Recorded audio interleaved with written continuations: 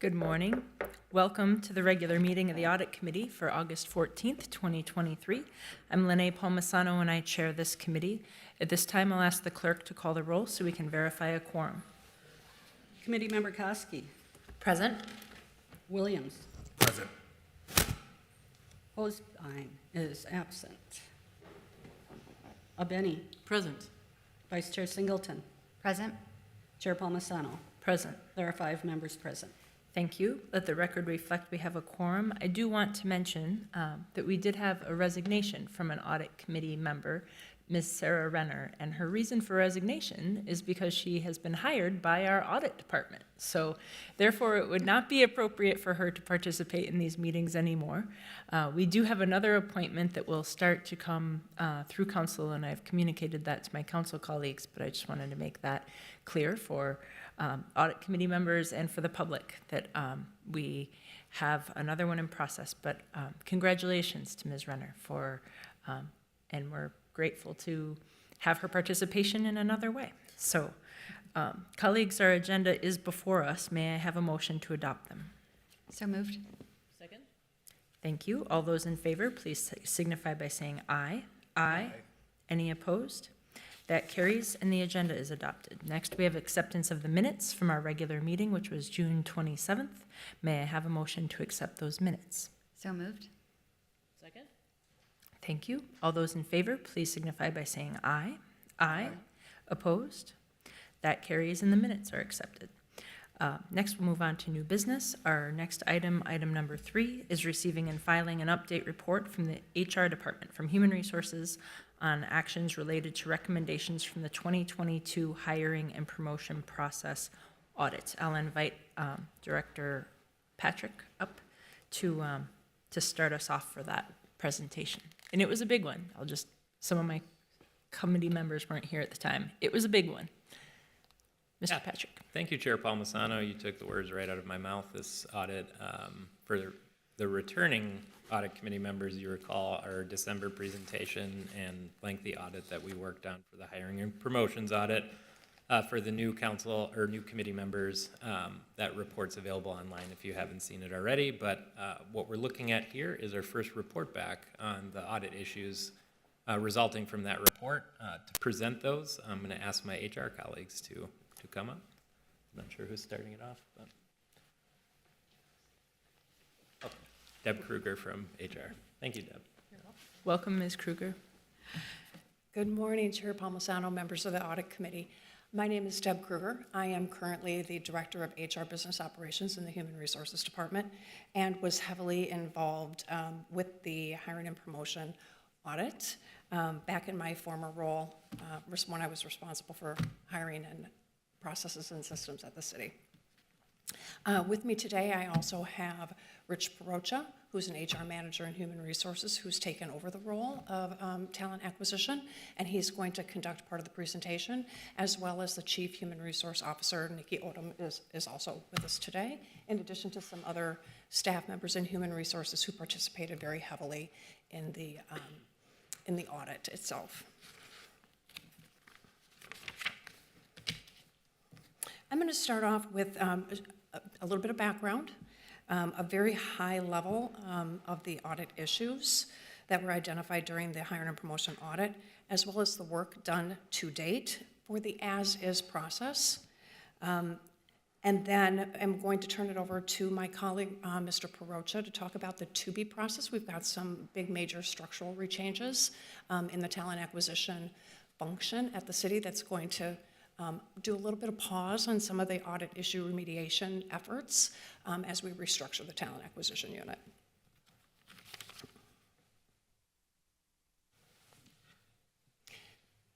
Very high level background. Human Resources requested an audit of our hiring and promotion process here at the city with the objective of examining the process and controls of those processes to ensure that they're operating efficiently and sufficiently to attract and retain staff at the city.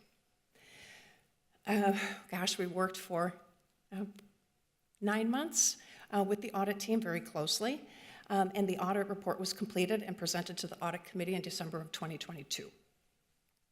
There were 19 audit issues found. identified. 8 of them were rated as high, meaning immediate remediation actions were needed.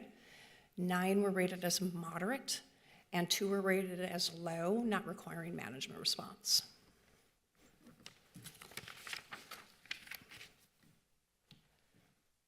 Before I go into just a high-level listing of the 19 audit issues, actually 17 between the high and the moderate, I did want to give a little bit of context for our remediation efforts of the management responses.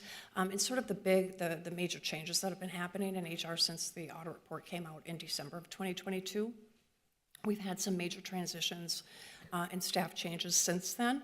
We've hired our CHRO, Nikki Odom, in January of 2023, who got up to speed on the audit, both of the investigations and the hiring and promotion process very quickly, and had some different responses to management audits and how she wanted to restructure the talent acquisition unit.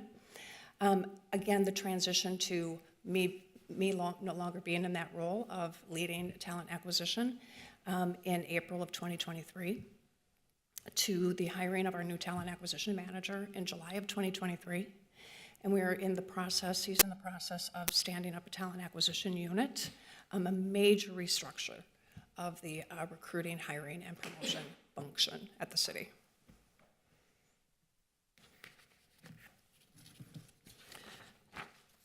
A quick listing of the 17 audit items that were rated high or moderate were, the highs were issue number 1 is policies and procedures, where documents were not current and complete to sufficiently describe what the hiring and promotion process is at the city. Issue number 2, oversight and monitoring. HR's involvement and responsibilities of those hiring and promotion processes needed to be formalized and strengthened. Issue number 3, around background check process. Policies and procedures were not up to date or sufficient to ensure that there's secure process controls. Issue number 4 was related to medical exams and pre-employment drug and alcohol testing. Again, policies and procedures, specifically around medical exams where we did not have a policy or procedure, and then updates of the pre-employment drug and alcohol policy and procedures needed to be updated. Issue number 5 around job studies and classification studies. A lot of those issues are being remediated by our classifications unit around maintenance of maintenance studies of jobs, all the jobs at the city where there's an annual cycle that we need to get caught up on. But from a talent acquisition perspective, it was around understanding and having a policy and procedure in place around when classification needs to review jobs at the start of a hiring process where job descriptions are changed significantly from the way that they're written in the classification spec. Issue number 6 was around data collection, storage, and information governance. That data practices weren't incorporated into policies and procedures. We made sure that it has occurred. Make sure that data is stored in accordance with expectations and city regulations. Issue number 7 was around the interview process. Again, sort of this lack of documented policies, procedures, and expectations of human resources, as well as training to make sure that the interview experience is consistent across the enterprise.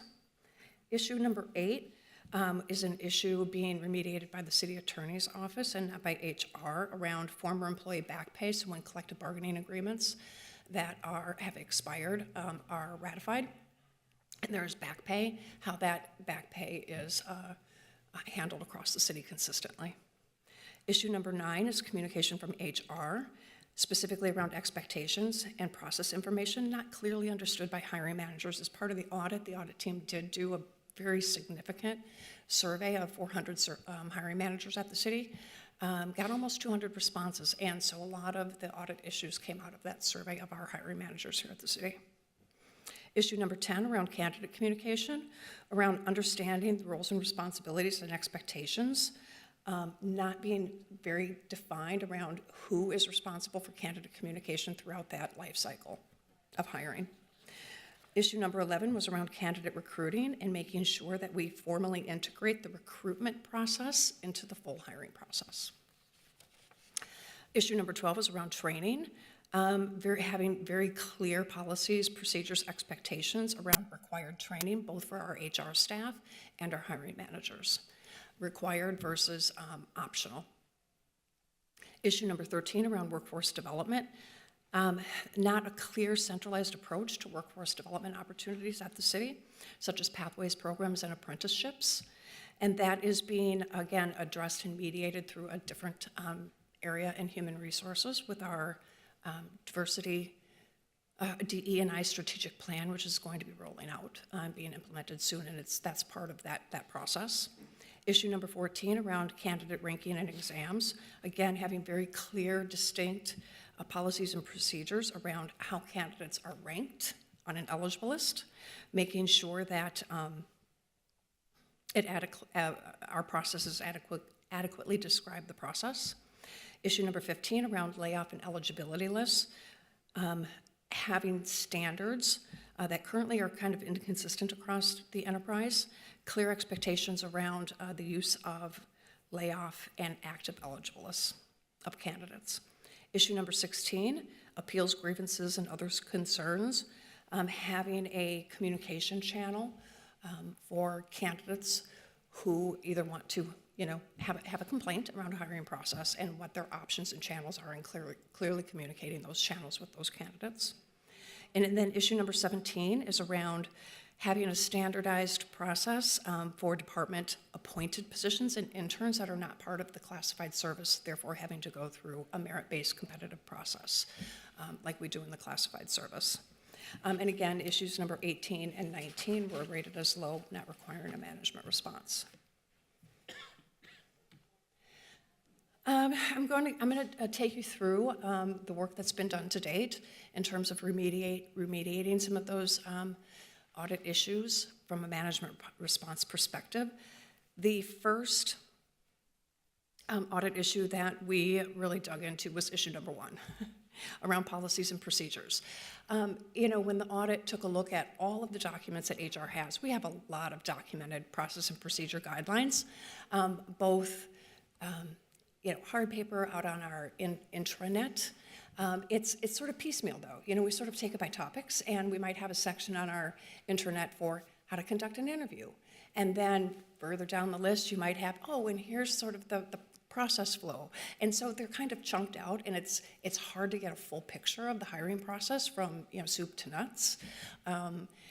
And so we began with addressing this issue because really it was the foundation for remediating many of the other audit issues.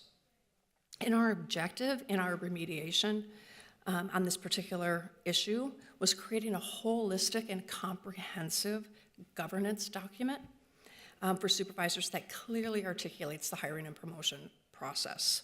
So we hired a consultant to create a handbook of the hiring process for our hiring managers. This handbook is about 65 pages, very dense, but takes you through everything from a hiring manager's perspective and lens and what they can expect, what the rules are, how to go through the process, what the steps are, and it also sets forth roles and responsibilities, how we are providing oversight and monitoring of those processes, and then talking about setting out the rules and guidelines for records retention requirements.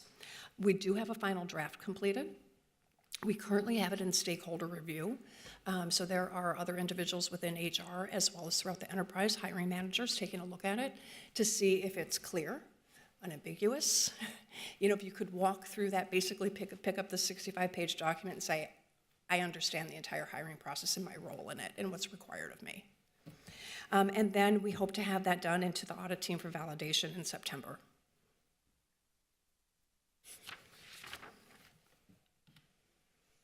And then I'm going to walk through some of the other audit issues that we've addressed primarily through the creation of this hiring manager handbook through issue number 1. The second issue was around oversight and monitoring. That is an issue that there is hiring and monitoring information and requirements and guidelines in the hiring manager handbook. That particular area is going to be tweaked quite heavily based on the new talent acquisition structure. So that one's going to be overhauled quite a bit and is going to be addressed specifically and finally as part of that sort of to-be talent acquisition process at the city. The audit issue number 3 around background check policies and procedures are 2 very specific management responses to the audit issues, was to implement a secure candidate personally identifiable information transmission through our third-party background check vendors portal. Up until then, with the pandemic, we had really sort of had to switch our process as well. Typically when candidates, before the pandemic, all of our interviews were in person. Candidates came in, we had them sign a consent form, it had all their personally identifiable information in it. It stayed with HR. When we identified a candidate to move forward in the process, we used that to create our profile of our candidate in our third-party background check vendors portal. Pandemic hit, no more in-person interviews. We were emailing transmission back and forth, those consent forms. A lot of very personally identifiable information in there. We did go to our vendor, and they have an applicant portal. So now we simply send an email to the candidate letting them know that a profile is being created. It's going to generate an email to them with a link. They go directly into the vendor's portal and they put in all their own personal information. And that's what starts off the background check process. That's the documentation simply needs to go through the audit validation process to close that issue. And then the second issue that was addressed was, and with that is the update to the process, the procedures, all of the candidate information that goes out, and the HR requirements. The second management response was a list of all of the positions at the City of Minneapolis that require a background check and why. So we're creating a very comprehensive matrix of, and it's not by position, it's by job title. So we've got about 900 job titles at the city. And the matrix is all 900 job titles, which ones require a background check, the criteria for which they need one, which ones require a medical exam, physical exam, a drug and alcohol test, and or a cannabis test moving forward. That is about 60% complete, so it is in progress, and we hope to have that done probably right around the 3rd week of September, again for then audit validation. Issue number 4 was around medical exams in the pre-employment drug and alcohol. The big one there was around, though we do medical exams, sort of physical exams of candidates who are going into a position where the essential function of that position, there are a lot of physical requirements to the job. We didn't really have a policy or procedure around that, so we have created that. It is incorporated in the hiring manager handbook, as well as the HR procedure guidelines. Again, that is part of the stakeholder review, and then audit team validation as part of the hiring manager handbook. The list of positions requiring a medical exam and why, the criteria for why it needs that, again, is part of that big matrix that's in progress.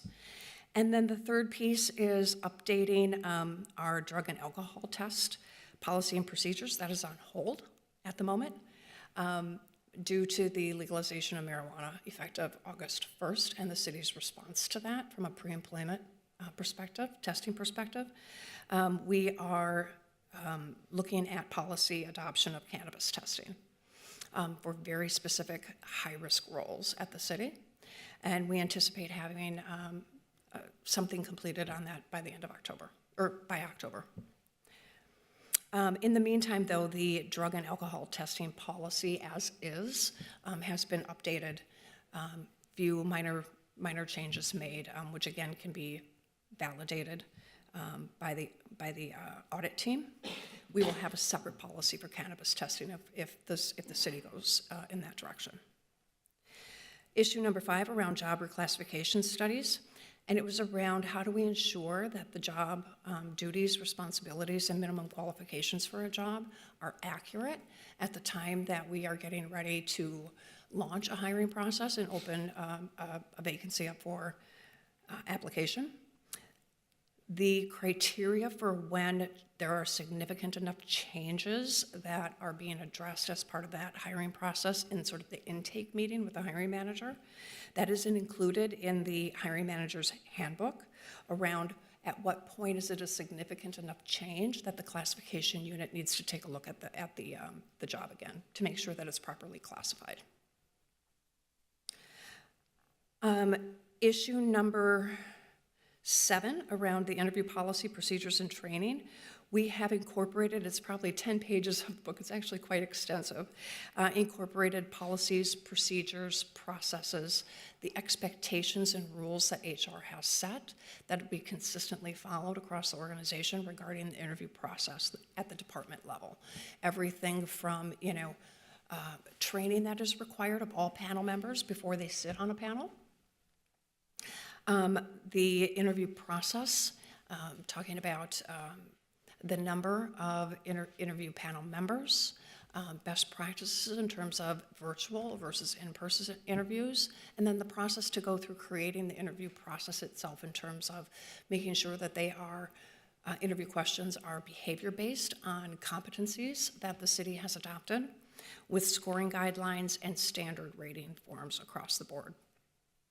And then also the requirements of HR and the hiring manager for the storage and collection of interview notes. That is completed and incorporated in the hiring manager guideline, or handbook, I'm sorry. And then HR is also creating an interview question generator tool. It's like an online platform that's going to be implemented by early September. We have an urban scholar in human resources who is finishing that up, and it will be on our City Talk intranet page.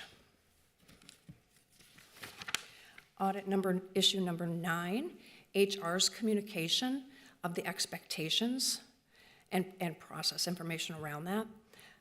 Where HR communicates with our hiring managers, making sure that we have clear and consistent communication with our hiring managers. Again, we do have the hiring manager handbook, which is really that full comprehensive guide to hiring at the city. And then we've also created, it's 65 pages long.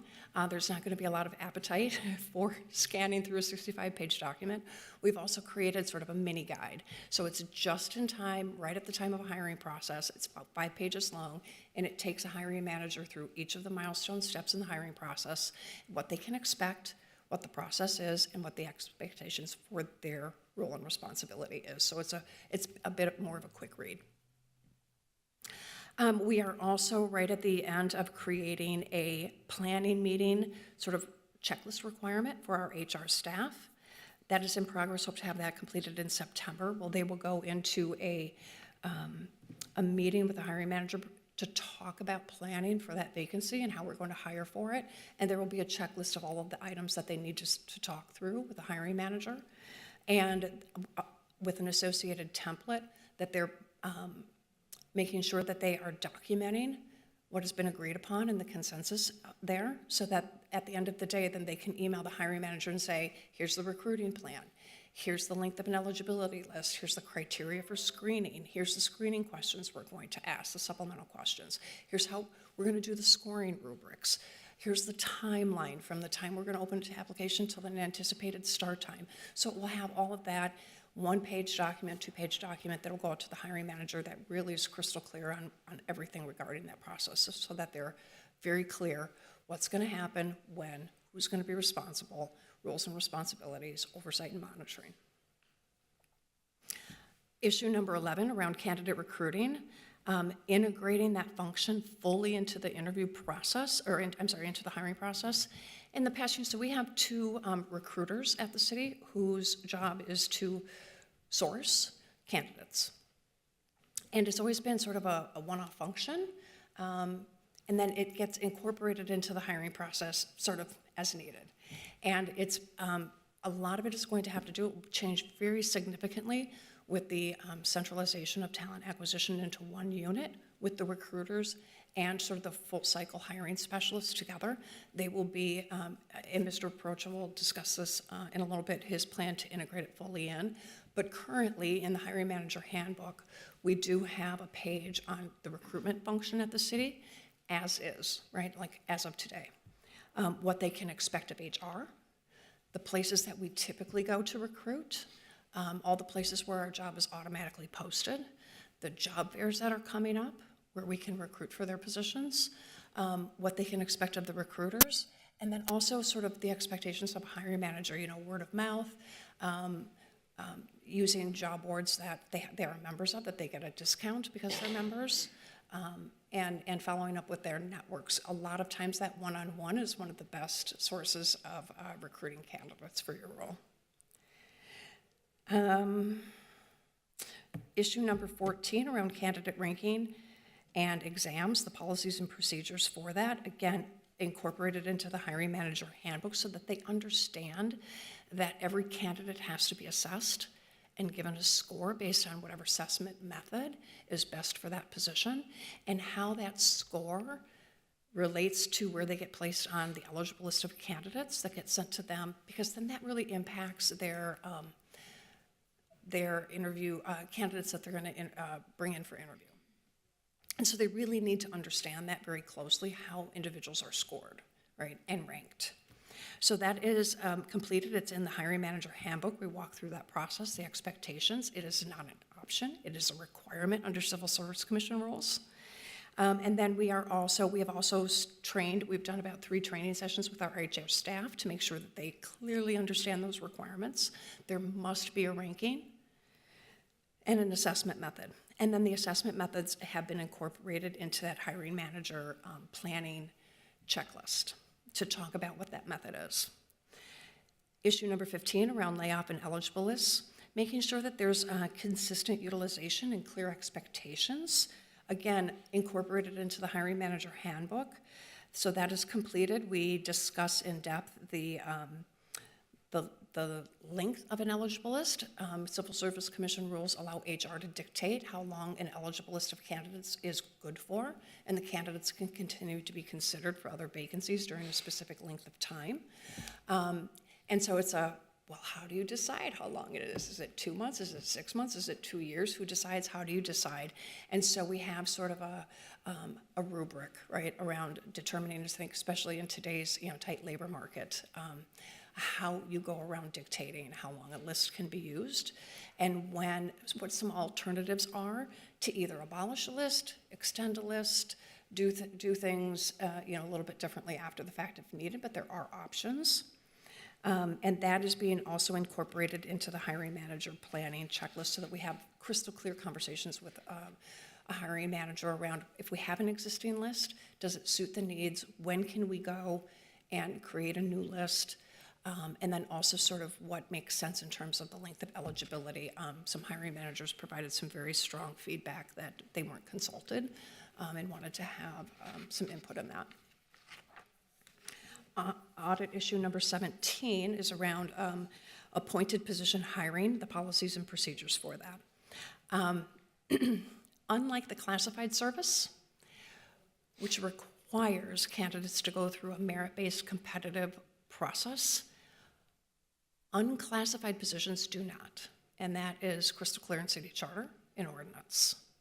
However, we do have a guide to filling appointed positions, and it is more of a guideline for how to best do those, right? Sort of the best practices in the industry. And that has been updated. I think it was last updated 6 or 7 years ago, and now we've got really, in some respects, a very different process depending on how high level the appointed position is. So with the change in the government structure, a lot of that has changed. So we have made sure that we are following today's process in that appointed guide. That is done.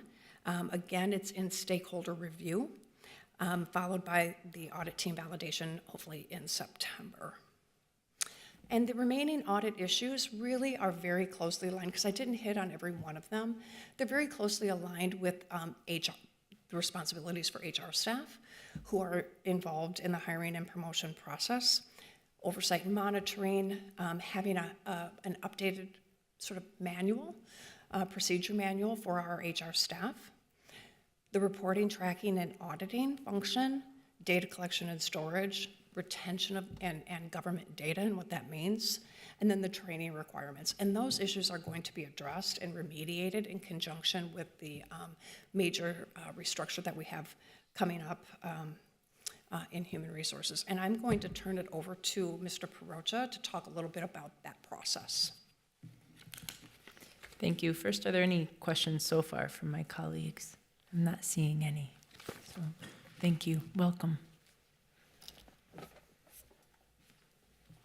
So good morning, Chair Palmisano, the rest of the auditing committee. My name is Rich Perocha. I am going to be the HR manager that will oversee the creation and development of this division. As Deb had mentioned, I've been in this position since July of this year. Prior to that, I was the HR business partner assigned to support Chief O'Hara, the Departments of Neighborhood Safety, Emergency Management, and OCS. I am also a resident of the city of Minneapolis, and I have been since I started working here for the city. So I can assure you that my intent will be to use best practices and collaboration to support our organization and our community throughout this process. So what is talent acquisitions? I know we've been talking about it a lot, and I think it's important I explain this before I explain how this division will address the HR audit. So human resources is home to a myriad of disciplines. We've got compensation, you've got investigations, and at its core, talent acquisitions in its simplest form is the strategic approach to bringing people to the organization. Our goal within this division is essentially twofold. The first is to provide customer service to our departments and streamlining our processes and safeguarding our policies. The second will be to provide candidate experience to anyone interested working here and then preventing disparate treatment throughout. So in practicality, if you get nothing else, just know that this division will oversee the activities done to a candidate's first day. So again, just recruiting and hiring. As you heard throughout Deb's presentation, there's plenty of responsibility for the talent acquisitions team within this audit. I do want to make it clear that the entirety of the division isn't determined yet to tackle these, but we will be spending the next couple of days to do that. And we spent the last couple of weeks since this promotion discussing the correct structure to ensure a smooth transition and that the division is well equipped to successfully complete the recommendations. The goal of this division isn't just to satisfy the requirements of this audit requirements, it's also to make sure that HR moving forward contributes to the community in terms of programs we can launch, whether that's providing reviews on the community members' interview skills, resume reviews. For the last couple of years, we've asked the community to help us build our reputation, to apply for our jobs. This is HR's opportunity to give back to the city, so it's not just us asking enough of them, we're giving something back to the communities that we serve. In looking at the outstanding items, I've grouped them into 4 core areas that need to be addressed: policies and procedures, recruitment, training, and communication. And so moving forward, I'll be using this audit to form the guardrails to the formation of the division. And you can see some of the more immediate actions that I'll be taking, whether that's bettering our communications to our community and candidates, fostering collaboration with our internal partners to ensure compliance, providing standardization to our policies, and modernizing our outreach programs. All in all, this will be a phased approach to the creation of this division. As with over 20 departments, there's probably over 20 ways to do a hiring process. So I have set an internal deadline to complete the first of a 4-phase approach by mid-September. This is all to ensure that the formation of this division and completion of the priority requests here in the audit team will be complete by year end, with the goal of a single line of authority, consistency, and standardization of our recruiting and hiring practices. So that concludes my presentation. Thank you. I'm not seeing any questions. Actually, Commissioner Abene has a question or comment. Go ahead. There we go. Thank you, Chair Palmisano. Actually, I think it's question maybe for the whole presentation, or, and I'm going to just be bold and feel like I'm asking questions that are dumb, because I don't know anything about this particular department at the city, of course, or really, this is not my area of expertise by any measure. But one question I have, especially with the first part of the presentation for the audit items that are rolling out, the handbook and all that, it all sounds great. But how will you know if what you're doing is successful? And do you have a way to be nimble? Like if you, are you going to be looking at like turnaround times for fulfilling positions? I don't know. Or is there a way to audit if hiring managers are skipping a step in the process? What do you have a vision for that yet? Or I'm just curious. Sure. In terms of success for the handbook itself and the procedures, we are going to look at time to fill and how long that it takes us to streamline our processes. We'll look at the number of vacancies we have throughout the city to see whether or not our hiring managers are doing a good job of retaining our employees. We've seen through research that a very good onboarding process is key to retention, and we'll include that in the hiring manual as well. So those are just a couple of numbers. We'll look at other metrics to ensure that our population, our employee population is reflective of the city moving forward, and we'll provide those trainings to hiring managers as well. Okay, so it'll be a little bit of a dynamic approach as it rolls out, and you guys try to figure out how to actually make it work. That's correct. Okay, that's great. And then, do you have a sense of if some of the issues that have been identified through this audit maybe have resulted have been a barrier to people applying for jobs at the city? I wonder. I don't know. That came to my mind. And is that something that was discovered in the audit, or is there no way to know that?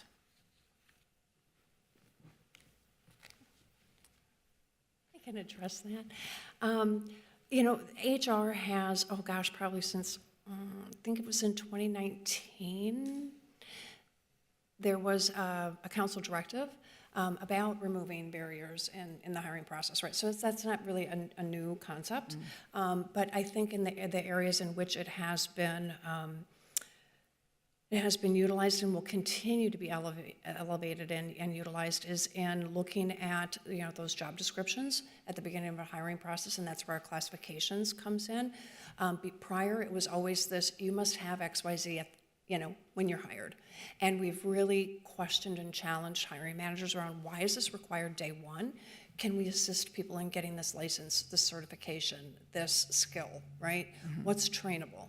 What do you need to have day one? Yeah. And so many of our hiring processes have changed in terms of looking at that and really questioning, what do you need day one versus what can we help you get, right? We've created pathways programs for sort of hard to fill positions, bringing folks in and getting them skilled up so that they can go into that full role. I think other ways that we're looking at reducing that barrier. I mean, there's been barriers, I think, just from miscommunication around, I have a criminal conviction. What does that mean, right? Mm-hmm. And that we follow state statute, and it's a case-by-case review.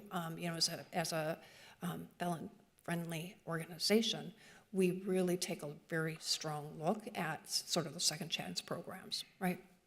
Where we can, and that there isn't high risk to the city. Everything to going out in the community, having information sessions, helping people. Mr. Peroa just spoke a little bit about his one expectation he has of his recruiters is to go out in the community and hold information sessions. And how do you fill out a great application, right? So really elevate your skill sets. Doing mock interviews, that can be very stressful, right? And intimidating for folks. Really addressing things like, what are your transferable skill sets? It may not be perfect, but it's absolutely transferable. So I think those are some of the efforts.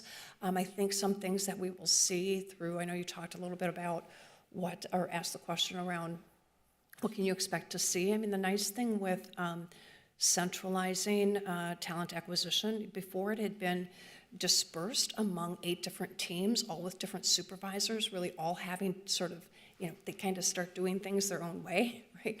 This is one central line of authority. Consistency, they all report into one supervisor and one director, one manager. So there's a consistent line of sight and consistency in processes, thinking outside of the box, consistently thinking about how we recruit, sort of a non-traditional candidates into the city. And a really strong oversight monitoring in real time. Yeah. Before you can move to this process, this checkbox needs to be tracked by someone and monitored by someone. Everything looks good, keep moving forward. And then we have a lot of metrics for key success in HR, which I'm sure will be bolstered a little bit and changed maybe a little bit with the new talent acquisition unit. Everything from decreasing the number of days to fill a vacant position. Over the pandemic, hiring at the city has increased by 32%. Wow. Our vacancy rate, turnover is pretty good, pretty great at the city. And so the hiring needs and demands have increased significantly. At the same time, our applicant pool numbers were dropping by about 28%. We're starting to see that come back up a little bit. So really doing targeted, aggressive, proactive sourcing of candidates is really important. We're also going through a recruitment and marketing campaign at this moment. We've got a vendor, a consultant coming in to help us, again, think about our employment brand, who we are as an employer, why you'd want to come here and work at the city, with a big sort of recruitment and media push around that. So that should help as well. We're also thinking about ways we streamline our application process, redesigning our job postings so they're a little more eye-catching, not quite so dense. So I think but we're also looking at, the diversity of our applicant pool. We look at it every day, making sure that candidates, as soon as we have a diverse group of candidates, that they're also moving through the whole hiring process to make it before a hiring manager, at an equal rate, right? So we continue that diverse candidate pool through potentially an interview process all the way to hire. We've seen the hires, we've seen a big increase in the diversity of our applicant pools over the last number of years. Every year it continues to go up, as do the hires. The diversity of our hires go up 2 to 4% every year. Well, thank you for that response. Thank you.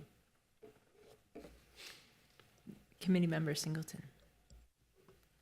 Thank you. And I'm not sure who will be best positioned to answer this question, but first of all, thank you for all of the work that you've clearly done. It's really impressive. I had a question around kind of looking forward with the hiring manager handbook. As changes are made, so for example, with the talent acquisition restructure, what is the plan for kind of incorporating those changes and then communicating them out so that as procedures and policies change, everybody is aware of the changed policies and procedures? So now that we know that the hiring manager guide is underway, I've been in discussions with a lot of the department heads, sort of, speaking to them about what changes to expect, what their feedback is on it. Again, at the end of the day, we are a collaborative department. A lot of our responsibilities are derived from that shared power. And so we will be working with them to do it before we make a more public approach to these are the new changes. Know that when it finally gets there, it will be in conjunction with the rest of the departments at the city.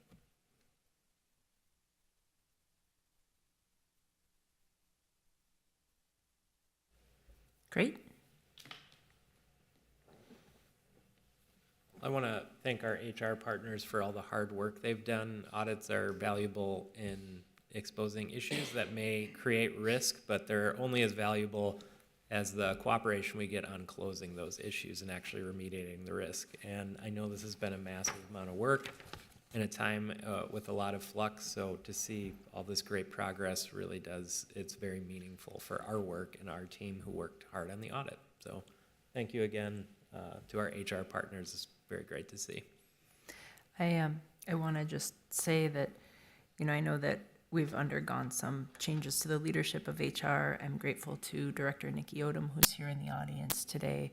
I know that when I first met with Director Odom, and then I met with Councilmember Koski and Director Odom to really say, well, here's a roadmap to get into your new job, to really start. And I'm very appreciative of some of the other senior leadership in HR digging in and really working through this. Staffing isn't easy. These days, staffing is particularly challenging, and every enterprise has gaps, and that's not to excuse the gaps that we've had in our HR department for a very long time. Fixing these things isn't easy. I hope the message that this sends to people that are interested in seeking a job in government is that we are evolving. We are evolving and working to get better. I know that it has been particularly frustrating, the hiring process from the end of a number of different departments in the city enterprise. It shouldn't be that way. We really should have a careful lens at getting in some really great people to serve our city's residents. Do any of my colleagues have anything else they want to add or expound on or ask questions? All right. I'm not seeing any. Thank you for that presentation again. I'll ask the clerk to receive and file this report.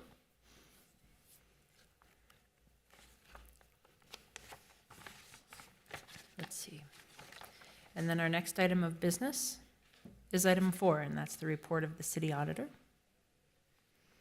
Go ahead and tee us up. Thank you, Chair Palmisano. As you know, we have a new internal audit director on board. He will be covering the completed and in-progress audit work. So with that, I'd like to ask Director Podial to come up and present. Thank you. Welcome, Director Pudial. Good morning, Chair Palmisano and Audit Committee members. I'm here to provide an update on various audit projects we have currently working on in Internal Audit Division, as well as some overview regarding open investigations and prior audit issues follow-up based on the previous audit reports that we issued. So the first one is IT outage after action review. So for this review, we engaged outside consultant called Wildcard Corporation to review the city's response to the outage, assess the outage impact on city departments, examine the factors that led to the outage, as well as identify ways the city to mitigate any similar future events as well. So this one, they have completed the review, and we're working with the IT management to work on those management action plans, because based on the type of potential vulnerabilities that has been identified in those reports, I'm not here to discuss those issues in detail, but we'll update you once those management action plans has been worked on in future. So the next one is revenue and collection audit phase 1, and the objective of the audit is to review the design and effectiveness of controls around city revenue and collection process. So basically, we're looking at centralized and decentralized location where we collect cash and revenue, and looking at that process. And we are at the field work phase. We're still talking to them, processing walkthroughs, and conducting examining, detail testing as well. So this should be ready for the reporting in the next audit committee meeting. And just to be clear, just from my understanding, this is beyond just cash collections. This is all revenue collections. Yes, exactly. And the next one is the facilities maintenance audit. And in this audit, we'll be reviewing the effectiveness and efficiency of controls around the city's facilities maintenance and repairs. So we are still in the planning phase for this audit, and we're meeting with all the facility management as well as finance team to come up with the scope and where exactly we could look up all the various facility processes as well, be it deciding how the maintenance and repairs are conducted, how the intake process of those, as well as how do they differentiate between when it comes a capital project or the regular maintenance and repair. So we're looking as a scope entire those process, but still in planning phase for now.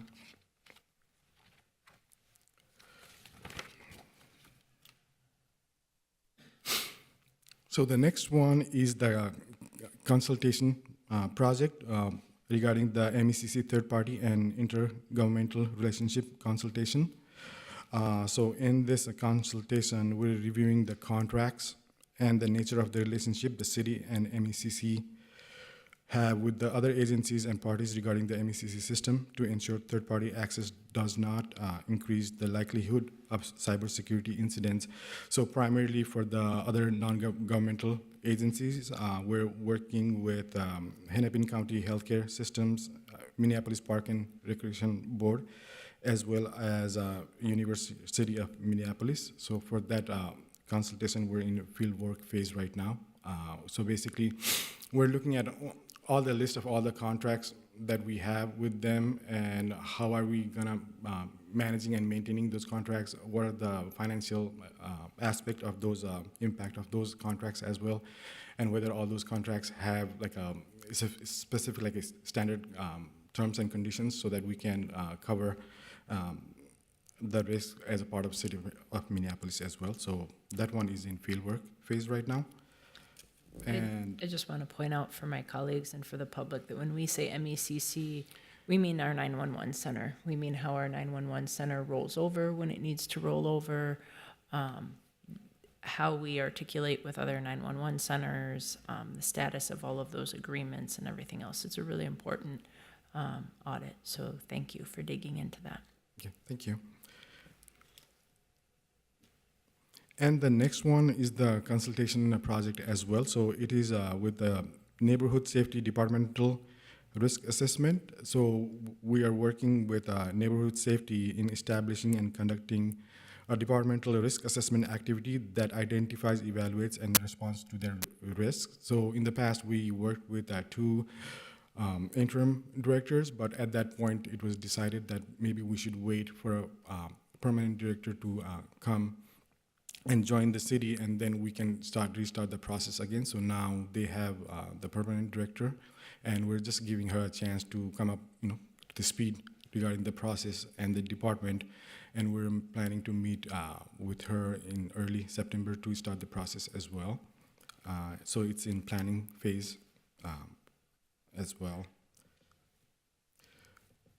Moving on to the next audit, we're working on the property and evidence audit to review the processes and controls around property and evidence to ensure they're operating effectively. And right now we're just started meeting with all the key leaders in that department, and so it's still in the planning phase right now.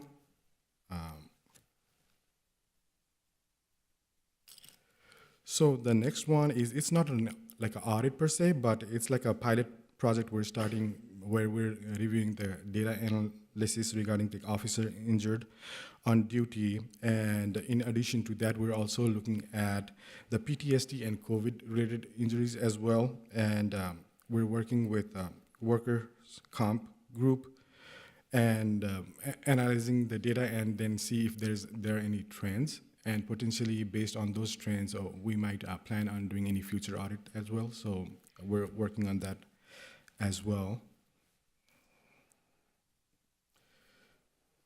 And the next one is the Minneapolis Police Department biennial body-worn camera and automated license plate reader audit. So for this audit, we engaged again our outside consultant called Wildcard Corporation.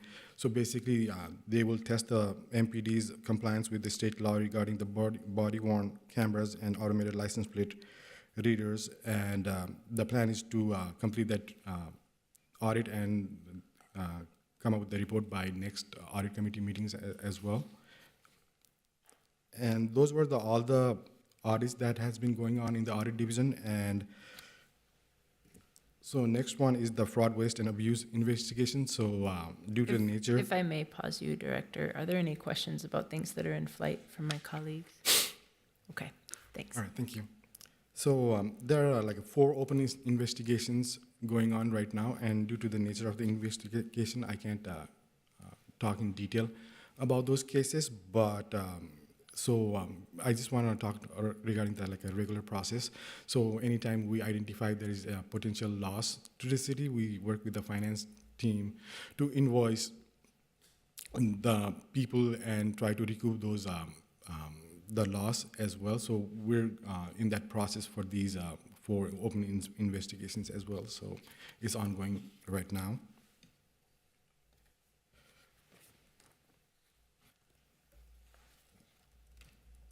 And moving on to the prior audit issue, so we have right now total like open 25 audit issues and also 11 audit issues that are overdue. And for like 2 of the audit issues, we have already received the report from the management, but we still haven't have able to validate those documents. So in total, we have 38 issues that needs to be addressed, and half of which is related to one audit report, basically. And these are the audit reports with like non-closed audit issues. Like I said, so we have right now 7 reports here in detail. I don't know if you have any questions related to those audits. I'll be happy to answer those. Actually, yes, Committee Member Williams. Sure. Going back to the previous statistics, can you help benchmark that for me for someone who's new? How does that compare to, let's say, this time last year? Should I think of the open audit issues and the overview audit issues as being high, normal, lower than normal? And normally, from my experience so far, we are pretty good at resolving those like open items. But like I said, like 19 of those are stemming out of like one project. And so starting when we compared from the last audit committee meeting, we just were able to close out one audit issue. But from my experience and knowledge, like we're pretty good in resolving those audit open issues on timely basis. But it just depends on like what kind of issues there are. So there might be some, barriers to close those audit issues. But in general, the City of Minneapolis management is pretty good at working on those and resolving those issues. Director Patrick, did you want to opine any more? I will say for my committee member, we didn't used to track these publicly, the open audit issues. It was just audit issues, and then, it was kind of unknown what would go on with them afterwards. I really like that we started a practice based on Committee Member Fisher to keep these in front of us and to make sure they're getting ticked off at the end of the day. Director Patrick, did you want to? Yeah, I'm just holistically, I'd agree with Director Podial then that we are good at closing audit issues. We've had up to, I think, 45 and then closed a bunch, then we complete a bunch of reports and it grows again. Some of the stuff, like the older audits, require either IT assistance, so working with a contractor to close them, because it deals with cybersecurity issues that we're not necessarily competent in-house to analyze. Others require pretty large policy changes that impact the enterprise. If there's an enterprise policy change required, that's an action of council to address, so that can take a lot longer than other things to close. And then other things were impacted by COVID and restructuring, like our police off-duty audit might be more appropriate to reperform some of the testing because of a lot of the changes that happened between COVID and mass resignations and PTSD. Their workforce structuring changed. So there's some unique issues in here, but I think based on our presentation from HR and some other stuff we have coming up, you'd see a bunch of those drop off. But I'd say this is fairly typical, just the ebb and flow of audit reports that are coming out of our department can shoot those through the roof, and then all of a sudden a bunch drop off. So. Committee Member Singleton. Thank you. Wondering if you can speak to just generally the PIMS IT security audit from 2019 and like kind of where that is since it has been quite some time now? Yeah, I thank you, Committee Member Singleton, or Vice Chair Singleton, I suppose. The PIMS audit was conducted by a vendor that had 2 audit issues open. Those are non-public issues. That's why you don't hear much information about what's in them. I can say that the department has stated that they've resolved the issues, but that gets into a level of IT specialization that kind of requires us to use our vendor, and that's something we have going on currently. The vendor is validating what they've provided for those, but it's part of been the sticking point, both that they're non-public, so we can't describe anything about them, but also the need for someone who understands IT jargon. Thank you. That's good to hear. So next, because we have a new division in the City Auditor's Office, the Policy and Research Division, I wanted to provide a brief update on the activities of that. And to do that, I have our Senior Manager from the Policy and Research Division, Andrew Hawkins, who will give a brief update on work in flight there. Thank you. Welcome, Mr. Hawkins. Good morning, Chair Palmisano, members of the committee. I'm here to present an update on the Policy and Research Division. Although a majority of the work of this division is going to be facing towards council, we felt it was important to maintain the relationship with this group, to have the opportunity to come forward and kind of let you know what we're up to, what we're doing, and make sure that you can kind of see as the build out of this division continues to evolve. So, with that, I'll jump into it. As it currently stands, we actually just recently presented our second completed report, which was on law enforcement consent decree impact analysis. This report looked at 3 different cities, Baltimore, Seattle, and New Orleans. The idea behind this, as well as the second one I'm going to talk about, was to essentially provide council members an opportunity to see how other cities have handled the consent decrees, how they have allocated spending, how they've allocated law enforcement resources, what potential issues may have been encountered as they kind of navigated through the process, in order for council members to be in a better place, I think, to be able to evaluate what might come forward budget-wise or request-wise from the administration as the city of Minneapolis kind of enters into both its settlement agreement with the state and the impending consent decree with the Department of Justice. The other one that we did, we actually has not been presented yet, but it was entered into it's available on LEMS and everybody can see it through the link. It was just a national landscape of legislative oversight and operations functions. For this one, I believe we looked at, I want to say 12, or like 10 or 12 cities. It was a larger pool. And with this one, what we did was we broke it down into legislative oversight and legislative operations, with the idea of sort of, again, kind of, bringing forward some of these examples that already exist from municipalities around the country, in order for us to determine, as we're kind of building out our own functions, not only within our side, I think, with audit, but I know that the city clerk has functions that were part of this. The city council has functions that were part of this, just to see if there were any trends or best practices that could be pulled out of the data. And jumping forward here into our current projects, one of the ones that's ongoing right now, we have a workforce management and tracking reconciliation.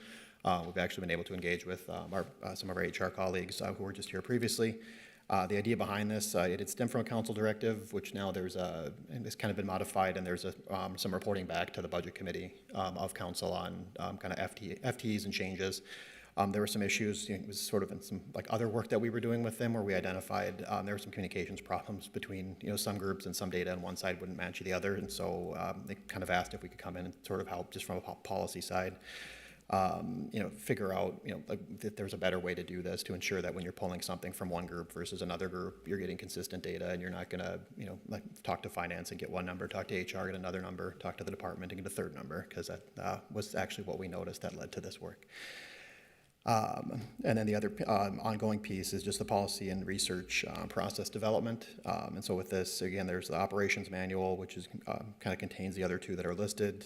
One of these is kind of mapping out the process so that people understand when they engage with our group, what does that process look like? What are the points at which council members can engage policy and research? And then I think the second piece is kind of what are the available services and tools. So when people engage with us, they kind of to help them figure out, what can what can I ask for? What can you do?